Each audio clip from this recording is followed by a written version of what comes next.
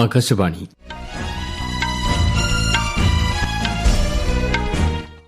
നമസ്കാരം. വാർത്തകൾ വായിക്കുന്നത് തുളസീദാസ് പരമേശ്വരൻ.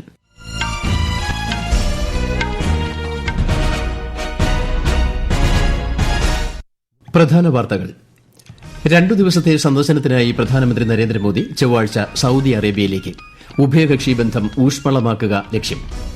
ഉയർത്തെഴുന്നേൽപ്പിന്റെ സന്ദേശവുമായി നാളെ ഈസ്റ്റർ. ആശംസകൾ നേർന്ന് രാഷ്ട്രപതിയും ഉപരാഷ്ട്രപതിയും. കേരളത്തിൽ ഓപ്പറേഷൻ ഡി ഹണ്ടിന്റെ ഭാഗമായി ഇന്നലെ 196 പേർ അറസ്റ്റിൽ. ലഹരിക്ക് അടിമപ്പെട്ട് മാനസിക പ്രശ്നങ്ങൾ ഉള്ളവരെ ചികിത്സിക്കാൻ പ്രത്യേക കേന്ദ്രങ്ങൾ ആരംഭിക്കുമെന്ന് മുഖ്യമന്ത്രി പിണറായി വിജയൻ. ഇന്ത്യയുടെ ഔഷധ കയറ്റുമതിയിൽ വൻ കുതിപ്പ്. കഴിഞ്ഞ സാമ്പത്തിക വർഷത്തെ അപേക്ഷിച്ച് 9% വർധന. IPL ക്രിക്കറ്റിൽ ഇന്നത്തെ ആദ്യ മത്സരത്തിൽ ഡൽഹി ക്യാപിറ്റൽസിനെതിരെ ഗുജറാത്ത് ടൈറ്റൻസിന് 204 റൺസ് വിജയലക്ഷ്യം. രാജസ്ഥാൻ ലക്നൌ പോരാട്ടം അല്പസമയത്തിനകം. വാർത്തകൾ വിശദമായി. പ്രധാനമന്ത്രി നരേന്ദ്രമോദിയുടെ 2 ദിവസത്തെ സൌദി അറേബ്യൻ സന്ദർശനത്തിന് ചൊവ്വാഴ്ച തുടക്കമാകും. സൌദി കിരീടാവകാശിയും പ്രധാനമന്ത്രിയുമായ മുഹമ്മദ് ബിൻ സൽമാന്റെ ക്ഷണപ്രകാരമാണ് സന്ദർശനം. ഇത് 3ാം തവണയാണ് പ്രധാനമന്ത്രി സൌദി സന്ദർശിക്കുന്നത്. സൌദി അറേബ്യയുമായുള്ള ഉഭയകക്ഷി ബന്ധത്തിന് ഇന്ത്യ നൽകുന്ന പ്രാധാന്യം വ്യക്തമാക്കുന്നതാണ് ശ്രീ മോദിയുടെ സന്ദർശനം. പരസ്പര സഹകരണം കൂടുതൽ ആഴത്തിലാക്കുവാനും വിവിധ പ്രാദേശിക അന്തർദേശീയ വിഷയങ്ങളിൽ കാഴ്ചപ്പാടുകൾ കൈമാറാനും സന്ദർശനം അവസരമൊരുക്കുമെന്ന് വിദേശകാര്യ സെക്രട്ടറി വിക്രം മിശ്രി വാർത്താസമ്മേളനത്തിൽ പറഞ്ഞു. Visit is important on account of the Saudi Arabia as a strategic partner for India. This relationship has for India's energy security. Saudi Arabia hosts a very large Indian expatriate community and is increasingly playing an important role in regional developments. 17ാമത് civil services ദിനത്തോടനുബന്ധിച്ച് മറ്റന്നാൾ ന്യൂഡൽഹിയിൽ സംഘടിപ്പിക്കുന്ന ഈ വർഷത്തെ ദിനാഘോഷ പരിപാടിയിൽ പ്രധാനമന്ത്രി നരേന്ദ്രമോദി രാജ്യത്തെ സിവിൽ സർവീസ് ഉദ്യോഗസ്ഥരെ അഭിസംബോധന ചെയ്യും. പൊതുഭരണ രംഗത്തെ മികവിനുള്ള പുരസ്കാരങ്ങളും ശ്രീ മോദി സമ്മാനിക്കും. ഈ വർഷം ജില്ലകളുടെ സമഗ്ര വികസനം, ആസ്പിരേഷണൽ ബ്ലോക്ക് പദ്ധതി, നവീകരണം എന്നീ വിഭാഗങ്ങളിലായി 16 അവാർഡുകൾ സിവിൽ സർവീസുകാർക്ക് പ്രധാനമന്ത്രി സമ്മാനിക്കും. ഭക്ഷണം ശ്രദ്ധയോടെ തിരഞ്ഞെടുക്കണമെന്നും ആരോഗ്യകരമായ ജീവിതം നയിക്കണമെന്നും പ്രധാനമന്ത്രി നരേന്ദ്രമോദി. ലോക കരൾ ദിനാചരണത്തോടനുബന്ധിച്ചായിരുന്നു പ്രധാനമന്ത്രിയുടെ പരാമർശം. എണ്ണ ഉപഭോഗം കുറയ്ക്കുന്നതുപോലുള്ള ലളിതമായ പ്രവർത്തനങ്ങൾക്ക് കാര്യമായ സ്വാധീനം ചെലുത്താൻ കഴിയുമെന്ന് ശ്രീ മോദി പറഞ്ഞു. അമിതവണ്ണത്തെക്കുറിച്ച് അവബോധം പ്രചരിപ്പിച്ചുകൊണ്ട് ആരോഗ്യകരമായ രാജ്യം കെട്ടിപ്പടുക്കുന്നതിൽ എല്ലാവരും പങ്കുചേരണമെന്നും പ്രധാനമന്ത്രി ആഹ്വാനം ചെയ്തു. ഭക്ഷ്യ എണ്ണയുടെ ഉപയോഗം 10% കുറയ്ക്കുവാനും ആരോഗ്യകരമായ ജീവിതശൈലി സ്വീകരിക്കുവാനും പ്രതിജ്ഞയെടുക്കണമെന്ന് കേന്ദ്ര ആരോഗ്യമന്ത്രി JP നദ്ദ ആഹ്വാനം ചെയ്തു. ഭക്ഷണത്തെ ഔഷധമായി കണക്കാക്കുമ്പോൾ ചെറിയ മാറ്റങ്ങൾക്ക് കാര്യമായ ഫലങ്ങൾ ലഭിക്കുമെന്ന് അദ്ദേഹം സമൂഹമാധ്യമ പോസ്റ്റിൽ പറഞ്ഞു. രാജ്യത്തെ ആരോഗ്യമേഖല മെച്ചപ്പെടുത്തുന്നതിനാണ് സർക്കാർ ശ്രദ്ധ കേന്ദ്രീകരിക്കുന്നതെന്ന് കേന്ദ്ര ആഭ്യന്തരമന്ത്രി അമിത് ഷാ. ലോക കരൾ ദിനാചരണത്തിന്റെ ഭാഗമായി institute of liver and biliary sciences ന്യൂഡൽഹിയിൽ സംഘടിപ്പിച്ച പരിപാടിയെ അഭിസംബോധന ചെയ്യുകയായിരുന്നു ശ്രീ അമിത് ഷാ. ആരോഗ്യ ബജറ്റ് നിലവിൽ 1,27,000 കോടി രൂപയായി വർദ്ധിച്ചതായും കേന്ദ്ര ആഭ്യന്തരമന്ത്രി വ്യക്തമാക്കി. 2014 में देश में 7 एम्स थे, आज 23 है. मेडिकल कॉलेज 387 थे, आज 780 है.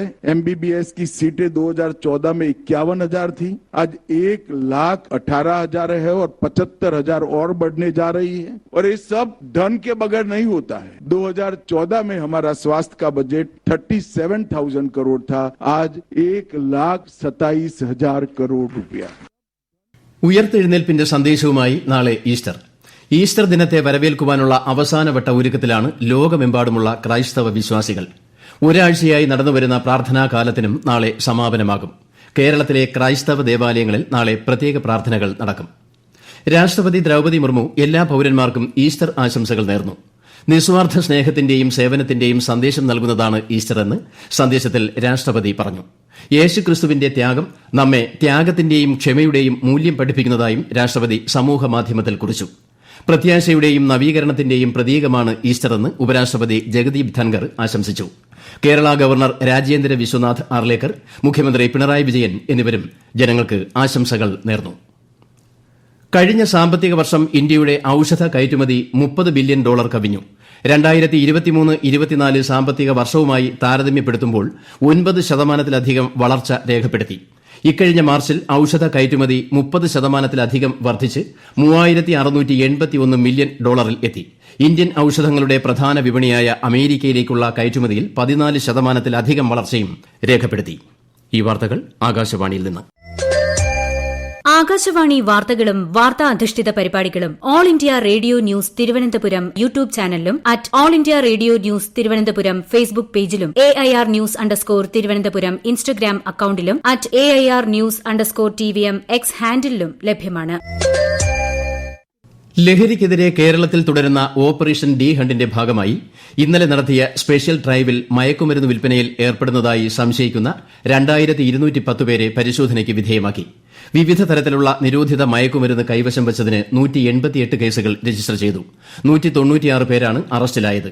ഈ കേസുകളിലെല്ലാം കൂടി മാരക മയക്കുമരുന്നുകൾ പിടിച്ചെടുത്തു. ലഹരിമരുന്ന് ഉപയോഗവുമായി ബന്ധപ്പെട്ട കേസിൽ നടൻ ഷൈൻ ടോം ചാക്കോയുടെ അറസ്റ്റ് കൊച്ചി സിറ്റി പോലീസ് രേഖപ്പെടുത്തി. 3 മണിക്കൂറിലധികം നീണ്ട ചോദ്യം ചെയ്യലിൽ ഇയാൾക്ക് ലഹരി ഇടപാടുകാരെ അറിയാമെന്ന് സമ്മതിച്ചതായും പോലീസ് വ്യക്തമാക്കി. കേസുമായി ബന്ധപ്പെട്ട നടപടിക്രമങ്ങൾ പൂർത്തിയാക്കിയ ശേഷം ഷൈനിനെ ജാമ്യത്തിൽ വിട്ടയച്ചു. ലഹരിക്ക് അടിമപ്പെട്ട് ഗുരുതര മാനസിക പ്രശ്നങ്ങൾ ഉണ്ടാകുന്നവരെ ചികിത്സിക്കുവാനുള്ള കേന്ദ്രങ്ങൾ എല്ലാ ജില്ലകളിലും ആരംഭിക്കുമെന്ന് മുഖ്യമന്ത്രി പിണറായി വിജയൻ പ്രതിവാര ടെലിവിഷൻ സംവാദ പരിപാടിയായ നാം മുന്നോട്ടിൽ സംസാരിക്കുകയായിരുന്നു അദ്ദേഹം. ലഹരിക്ക് അടിമപ്പെടുന്നവരെ തിരുത്തി സമൂഹത്തോടൊപ്പം ചേർത്ത് കൊണ്ടുപോകാനാണ് സർക്കാർ ശ്രമിക്കുന്നതെന്നും മുഖ്യമന്ത്രി പറഞ്ഞു. അതേസമയം പുതിയ അധ്യയന വർഷത്തിൽ ലഹരി വിപത്തിനെതിരെ പാഠ്യപദ്ധതി പരിഷ്കരണവും അധ്യാപക പരിശീലനവും ഉൾപ്പെടെയുള്ള പ്രവർത്തനങ്ങളുമായി മുന്നോട്ടു പോകുമെന്നും മുഖ്യമന്ത്രി അറിയിച്ചു. കണ്ണൂർ ജില്ലയിൽ തീരദേശ ഹൈവേ നിർമ്മാണ നടപടികൾ പുരോഗമിക്കുന്നു. ജില്ലയിൽ 60 കിലോമീറ്ററോളം നീളത്തിലാണ് പാത നിർമ്മിക്കുക.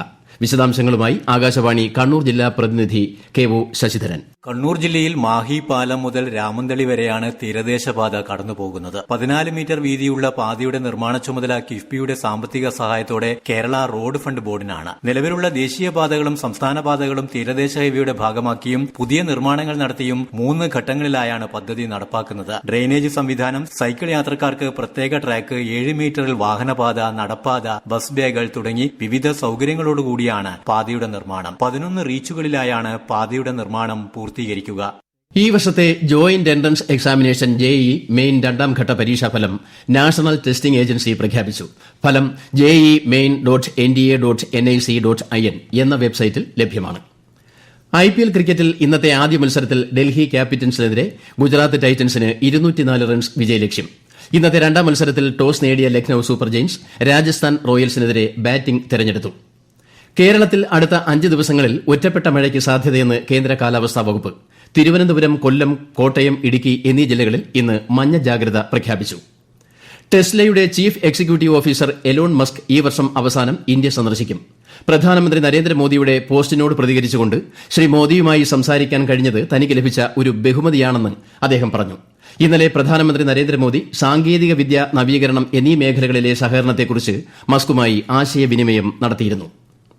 ലോക ദൃശ്യശ്രവ്യ വിനോദ ഉച്ചകോടി വേവ്സിന്റെ ഭാഗമായ ഫിലിം പോസ്റ്റർ നിർമ്മാണ മത്സരത്തിൽ രാജ്യത്തുടനീളമുള്ള കലാകാരന്മാരുടെ മികച്ച പ്രതികരണം ഡിജിറ്റൽ പോസ്റ്റർ മത്സരത്തിലെ 50 വിജയികളെ പ്രഖ്യാപിച്ചു. രാജ്യത്തെ വളർന്നുവരുന്ന ദൃശ്യകലാകാരന്മാരുടെ താൽപര്യവും നൂതനാശയവും പ്രതിഫലിപ്പിച്ചുകൊണ്ട് 542 ഡിജിറ്റൽ അപേക്ഷകളാണ് മത്സരത്തിന് ലഭിച്ചത്. ഹാൻഡ് പെയിന്റഡ് പോസ്റ്റർ നിർമ്മാണ മത്സരത്തിൽ രാജ്യത്തുടനീളമുള്ള വിവിധ കലാസ്ഥാപനങ്ങളിൽ നിന്ന് 10 എൻട്രികൾ അന്തിമഘട്ടത്തിലേക്ക് തെരഞ്ഞെടുത്തു. മുംബൈയിൽ വേവ്സ് ഉച്ചകോടിയിൽ നടക്കുന്ന തത്സമയ ഫിനാലെയിൽ ഇവരിൽ നിന്ന് വിജയികളെ തെരഞ്ഞെടുക്കും. പാകിസ്ഥാനിൽ ഭൂചലനം. രാവിലെ 11:47 5.9 തീവ്രത രേഖപ്പെടുത്തിയ ഭൂകമ്പം ഉണ്ടായത്. അഫ്ഗാനിസ്ഥാൻ തജിക്കിസ്ഥാൻ അതിർത്തി മേഖലയ്ക്ക് സമീപമാണ് ഭൂകമ്പത്തിന്റെ പ്രഭവ കേന്ദ്രം. ഇസ്ലാമാബാദ്, ലാഹോർ, പെഷവാർ, റാവൽപിണ്ടി എന്നിവയുൾപ്പെടെ പാകിസ്ഥാനിലെ വിവിധ പ്രദേശങ്ങളിൽ ഭൂചലനം അനുഭവപ്പെട്ടു. ആളപായമോ നാശനഷ്ടങ്ങളോ റിപ്പോർട്ട് ചെയ്തിട്ടില്ല. പ്രധാന വാർത്തകൾ വീണ്ടും. 2 ദിവസത്തെ സന്ദർശനത്തിനായി പ്രധാനമന്ത്രി നരേന്ദ്രമോദി ചൊവ്വാഴ്ച സൌദി അറേബ്യയിലേക്ക്. ഉഭയകക്ഷി ബന്ധം ഊഷ്മളമാക്കുക ലക്ഷ്യം. ഉയർത്തെഴുന്നേൽപ്പിന്റെ സന്ദേശവുമായി നാളെ ഈസ്റ്റർ. ആശംസകൾ നേർന്ന് രാഷ്ട്രപതിയും ഉപരാഷ്ട്രപതിയും. കേരളത്തിൽ ഓപ്പറേഷൻ ഡി ഹണ്ടിന്റെ ഭാഗമായി ഇന്നലെ 196 പേർ അറസ്റ്റിൽ. ലഹരിക്ക് അടിമപ്പെട്ട് മാനസിക പ്രശ്നങ്ങൾ ഉള്ളവരെ ചികിത്സിക്കാൻ പ്രത്യേക കേന്ദ്രങ്ങൾ ആരംഭിക്കുമെന്ന് മുഖ്യമന്ത്രി പിണറായി വിജയൻ. ഇന്ത്യയുടെ ഔഷധ കയറ്റുമതിയിൽ വൻ കുതിപ്പ്. കഴിഞ്ഞ സാമ്പത്തിക വർഷത്തെ അപേക്ഷിച്ച് 9% വർധന. IPL ക്രിക്കറ്റിൽ ഇന്നത്തെ ആദ്യ മത്സരത്തിൽ ഡൽഹി ക്യാപിറ്റൽസിനെതിരെ ഗുജറാത്ത് ടൈറ്റൻസിന് 204 റൺസ് വിജയലക്ഷ്യം. വാർത്തകൾ കഴിഞ്ഞു. അടുത്ത വാർത്താ പ്രക്ഷേപണം രാത്രി 8:35.